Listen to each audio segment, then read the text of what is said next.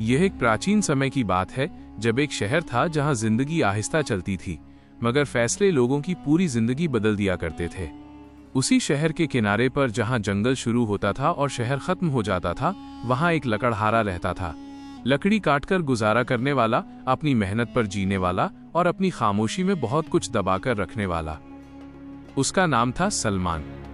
सलमान हर सुबह उस वक्त उठता जब आसमान में रोशनी पूरी तरह नहीं उतरी होती थी। वो उठकर बगैर किसी शोर के वजू करता, 2 रकत नमाज पढ़ता और सर झुकाकर बस इतना कहता, या अल्लाह, आज मेरी मेहनत को जिल्लत न बनाना। फिर वो अपनी पुरानी कुल्हाड़ी उठाता, कंधे पर रखता और जंगल की तरफ चल देता। उसके घर में न दौलत थी, न सहारा, बस एक आदत थी, खुद पर बोझ बनना, किसी और पर नहीं। जंगल में सलमान घंटों लकड़ी काटता रहता। हाथ छिल जाते, पसीना आंखों में आ जाता, कभी कभार खून भी निकल आता, मगर उसकी जबान से कभी शिकवा न निकलता। वो जानता था कि गरीबी का सबसे बड़ा गुनाह शोर मचाना होता है। इसलिए सलमान खामोश रहता और उसकी खामोशी में एक अजीब सी इज्जत थी। लकड़ी बेचकर सलमान रोज शहर के बाजार से गुजरता। कोई दाम कम करता, कोई नजर चुराता, कोई उसे देखकर भी अनजान बन जाता। सलमान किसी से बहस न करता। वो सोचता था कि रोजी का फैसला बाजार नहीं करता, अल्लाह करता है। और इसी रास्ते पर रोज एक ऐसा मोड़ आता जहां से उसकी जिंदगी आहिस्ता आहिस्ता बदलने वाली थी। उसी शहर के बीचों बीच एक बड़ा घर था।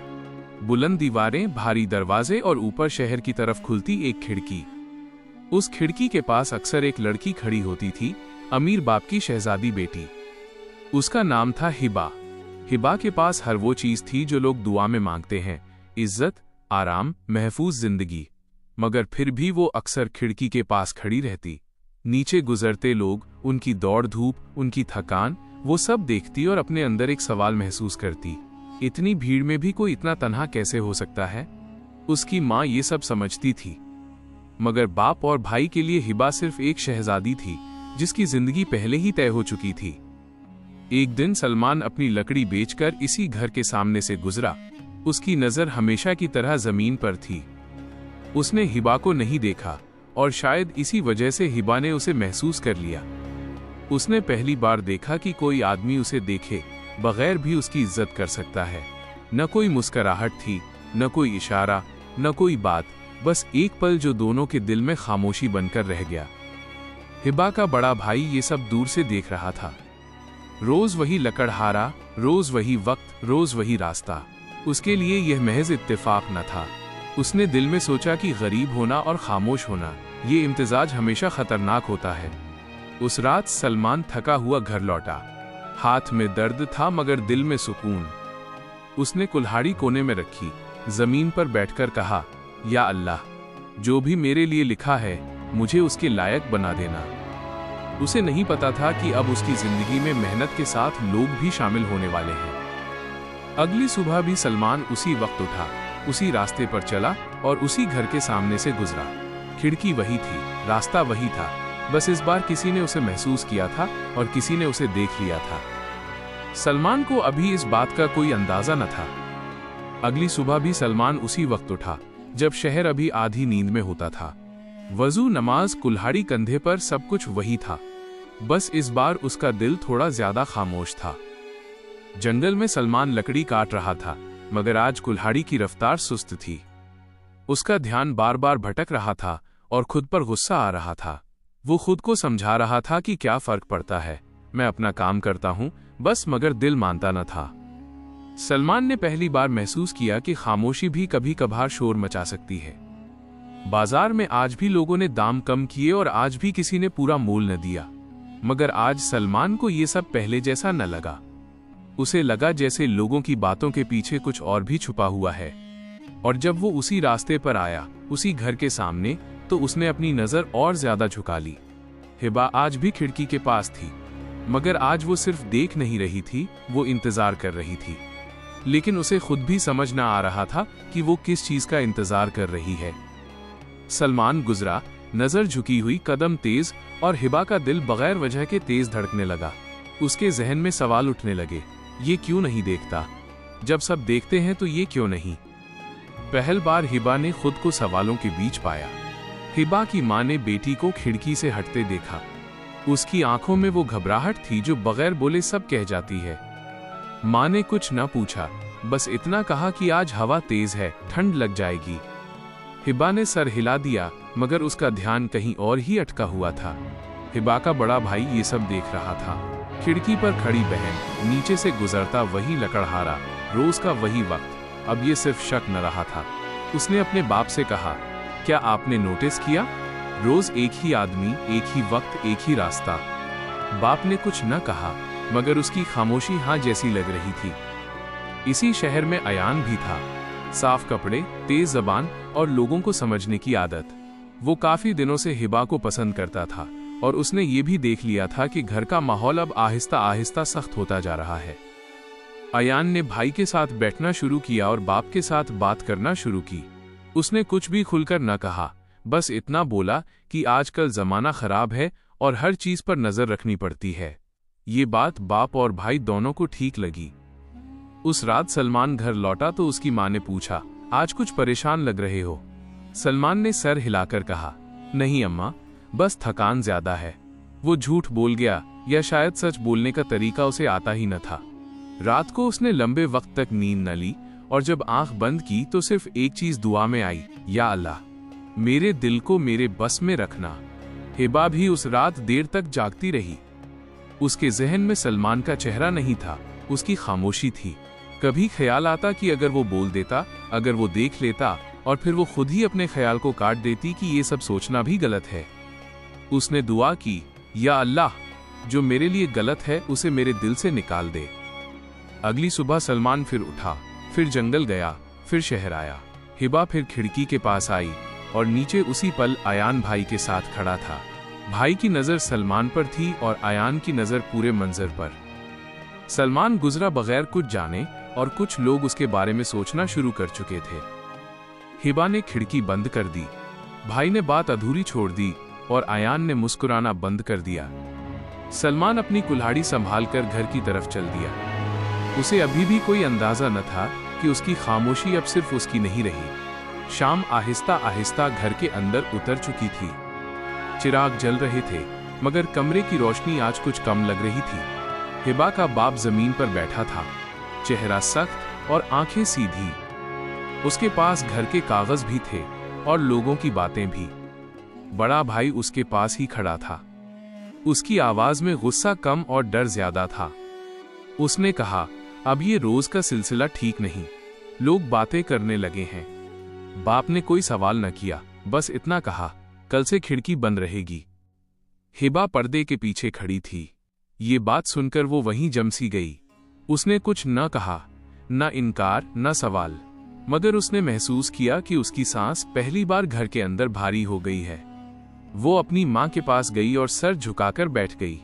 धीरे से पूछा, अम्मा, क्या मैं कुछ गलत कर रही हूँ? माँ ने उसका चेहरा उठाया और देर तक देखती रही। फिर कहा, तुम कुछ नहीं कर रही, मगर तुम कुछ महसूस कर रही हो और ये बात लोगों को डराती है। उस रात माँ ने सिर्फ सजदा नहीं किया, बल्कि पहली बार अल्लाह से शिकायत भी की। उसने कहा, या अल्लाह, मेरी बेटी को इस दर्द की सजा न देना जो उसने मांगा भी नहीं। हिबा माँ के पास ही सो गई, मगर नींद दोनों को ना आई। इधर सलमान शाम को जंगल से लौटा। कुल्हाड़ी एक तरफ रखी, पानी पिया और चुपचाप बैठ गया। उसकी माँ ने पूछा, आज बाजार में कुछ अलग लगा? सलमान ने सर हिलाकर कहा, सब रोज जैसा ही था। वो सच बोल रहा था क्योंकि उसे नहीं पता था कि कुछ चीजें बाजार में नहीं, घर के अंदर बदलती हैं। इसी वक्त अयान ने मौका समझ लिया। उसने बाप के पास बैठकर धीरे से कहा, वो कोई बात बढ़ाना नहीं चाहता, मगर आजकल हर बाप को थोड़ा सख्त होना पड़ता है। बाप ने सर हिला दिया और भाई को लगा जैसे कोई उसके दिल की बात उसकी जबान से पहले बोल रहा हो। अगली सुबह खिड़की बंद थी। हिबा पहली बार इस घर के अंदर कैद सी महसूस कर रही थी। वो नीचे नहीं देख पा रही थी, मगर उसे पता था कि सलमान उसी वक्त उसी रास्ते से गुजरेगा और ये ख्याल ही उसके लिए काफी था। सलमान जब उस दिन इस घर के सामने से गुजरा तो उसने पहली बार खिड़की बंद देखी। वो रुक न पाया और ऊपर न देखा, मगर उसके कदम अपनी रफ्तार खो बैठे। उसने खुद से कहा, शायद बारिश आने वाली है, और आगे बढ़ गया। शाम को भाई ने बाप से कहा, हमें रिश्ता देखना चाहिए। बाप ने बगैर देर किए पूछा, कोई निगाह में है? भाई ने सर हिलाकर कहा, अयाज। अयाज शहर का जाना पहचाना नाम था, पढ़ा लिखा, सीधा और घर फैमिली से ठीक। बाप को नाम पसंद आया, भाई को भी, सिर्फ माँ चुप रही। हिबा ने जब अयाज का नाम सुना तो उसने कुछ न कहा, मगर उसकी आंखों में पहली बार आंसू जम गए। उसने माँ से कहा, वो किसी को गलत नहीं कह रही, मगर उसका दिल कहीं और अटका हुआ है। माँ ने उसका हाथ थाम लिया और कहा, मैं जानती हूँ, इसीलिए मैं चुप हूँ। उस रात सलमान देर तक बैठा रहा। उसके दिल में अजीब सा बोझ था, बगैर वजह का। उसने खुद से कहा, जो मेरा नहीं है उससे दूर रहना ही बेहतर है। और उसने फैसला कर लिया कि वो इस रास्ते से अब ज्यादा तेजी से गुजरेगा। अगली सुबह 3 अलग अलग फैसले हो चुके थे। सलमान ने अपने कदम तेज कर लिए। हिबा ने खिड़की खोलने की हिम्मत न की और अयान बाप के साथ बैठा था। अयाज का नाम घर के अंदर अब रोज लिया जाने लगा। उस रात हिबा ने अपनी माँ से कहा, अगर ये अल्लाह का फैसला है तो मुझे हिम्मत दे। और सलमान ने अपनी माँ से कहा, अम्मा, अगर कुछ दिन शहर से दूर का काम मिल जाए तो बेहतर होगा। 2 लोगों ने अलग अलग फैसले कर लिए थे, मगर दोनों को ये नहीं पता था कि ये फैसले अभी पूरे नहीं हुए। शाम आहिस्ता आहिस्ता घर के अंदर उतर रही थी। चिराग जल चुके थे, मगर कमरे की रोशनी फिर भी कम लग रही थी, जैसे रोशनी भी समझ गई हो कि आज फैसले होने वाले हैं। हिबा का बाप जमीन पर बैठा था। उसके सामने घर के कागज भी थे, रिश्तों के नाम भी और लोगों की बातें भी। वो बोला नहीं, मगर उसकी खामोशी बोल रही थी कि मैं गलत नहीं हो सकता, मैं बाप हूं। बड़ा भाई पास खड़ा था। उसके चेहरे पर गुस्सा नहीं, डर था। डर इस बात का कि अगर कल शहर में बात फैल गई तो हम मुंह कैसे दिखाएंगे। हिबा पर्दे के पीछे बैठी थी। उसके हाथ कांप रहे थे। आज पहली बार उसे एहसास हुआ कि खामोशी भी इंसान से बहुत कुछ छीन लेती है। वो बाहर आई। उसकी आवाज हल्की थी मगर लफ्ज भारी। उसने कहा, अब्बा, मैं आपसे जिद नहीं कर रही। कमरे में सन्नाटा छा गया। फिर उसने धीरे से कहा, मैं सिर्फ इतना कहना चाहती हूं कि अगर आज आपने मेरा दिल तोड़ दिया तो कल मैं मुस्कुराना सीख लूंगी, मगर वो मुस्कुराहट आपके घर की खुशी नहीं होगी। यह कहकर हिबा रो न पड़ी और यही बात सबसे ज्यादा भारी थी। माँ आगे बढ़ी। आज उसने पहली बार सिर्फ माँ बनकर नहीं बल्कि औरत बनकर बात की। उसने कहा, मैंने अपनी बेटी को कभी जिद करते नहीं देखा।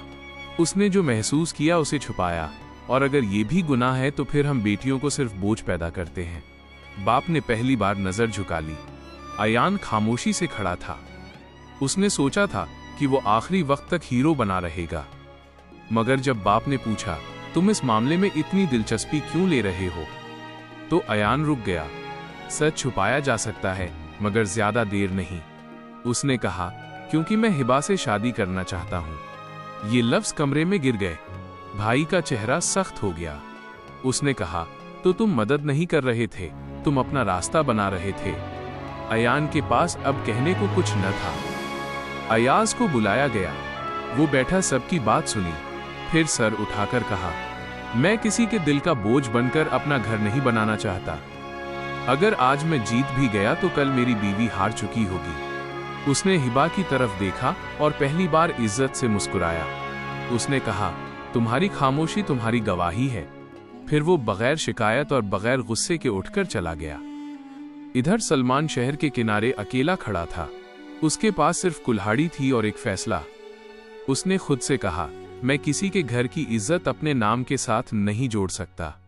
वो जाने ही वाला था जब उसे बुलाया गया। सलमान घर आया, सर झुका हुआ, आंखें जमीन पर। बाप ने पूछा, क्या तुम मेरी बेटी से मोहब्बत करते हो? सलमान ने गहरी सांस ली और कहा, मैं अपनी औकात जानता हूं, इसलिए मैंने कभी अपने दिल की बात जबान तक नहीं आने दी। अगर मेरी खामोशी भी गुनाह बन गई हो तो मैं चला जाऊंगा। कमरे में कोई आवाज न थी। भाई आगे आया और कहा, अगर तुम बुरे होते तो तुम बोलते, और अगर तुम गलत होते तो तुम यहां खड़े न होते। उसने बाप की तरफ देखा और कहा, हमें गरीबी से नहीं, बदनामी से डर था, मगर बदनामी गलत फैसलों से होती है। बाप ने आंखें बंद की देर तक, फिर कहा, अगर मेरी बेटी का सुकून इस आदमी की खामोशी में है तो मैं उसे छीनकर कौन सा बाप बन जाऊंगा। उसने सलमान की तरफ देखा और कहा, तुम लकड़हारा हो, मगर तुमने इज्जत का बोझ मुझसे बेहतर उठाया है। बाप ने सलमान को बैठने का इशारा किया। सलमान जमीन पर बैठ गया, सर झुका हुआ, आंखें ऊपर उठाने की हिम्मत न थी। कमरे में मां मौजूद थी, बड़ा भाई भी, और पर्दे के पीछे हिबा।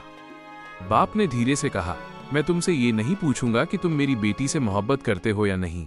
मैं ये पूछूंगा कि अगर कल तुम्हारे पास कुछ भी ना हो तो क्या तुम मेरी बेटी की जिम्मेदारी इज्जत के साथ उठा सकोगे? सलमान ने पहली बार सर थोड़ा सा उठाया और कहा, मेरे पास आज भी कुछ नहीं है और शायद कल भी ज्यादा नहीं होगा, मगर जो होगा वो हलाल होगा और जो जिम्मेदारी होगी उससे भागूंगा नहीं। कमरे में खामोशी छा गई। बड़ा भाई आगे आया। उसने सलमान को गौर से देखा और कहा, तुम्हें पता है लोग तुम पर शक क्यों करते थे? क्योंकि तुमने कभी अपनी सफाई नहीं दी। सलमान ने धीरे से कहा, जो सही होता है उसे अपनी सफाई देनी नहीं पड़ती।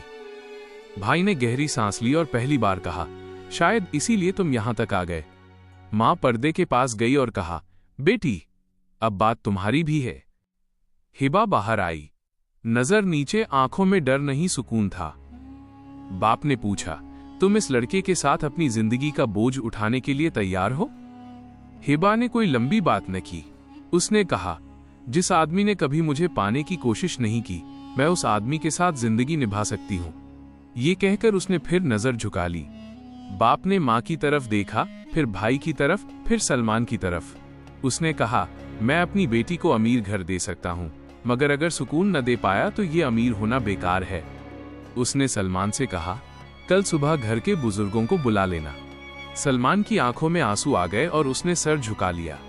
अगली सुबह घर में शोर न था, सिर्फ वो लोग थे जो इज्जत से आए थे। न कोई ढोल, न कोई नुमाइश, सिर्फ बातचीत, जिम्मेदारी और दुआ। जब सब कुछ तय हो गया तभी एक लफ्ज जबान पर आया, निकाह। कुछ दिन बाद सलमान वही रास्ता तय कर रहा था। इस बार कुल्हाड़ी के साथ जिम्मेदारी भी थी। खिड़की खुली थी मगर हिबा वहां खड़ी न थी। वो घर के अंदर थी, अपनी नई जिंदगी में दाखिल हो चुकी थी। सलमान ने नजर झुका ली और आगे बढ़ गया। कुछ रिश्ते शोर से नहीं बनते, वह सब्र, इज्जत और दुआ से बनते हैं।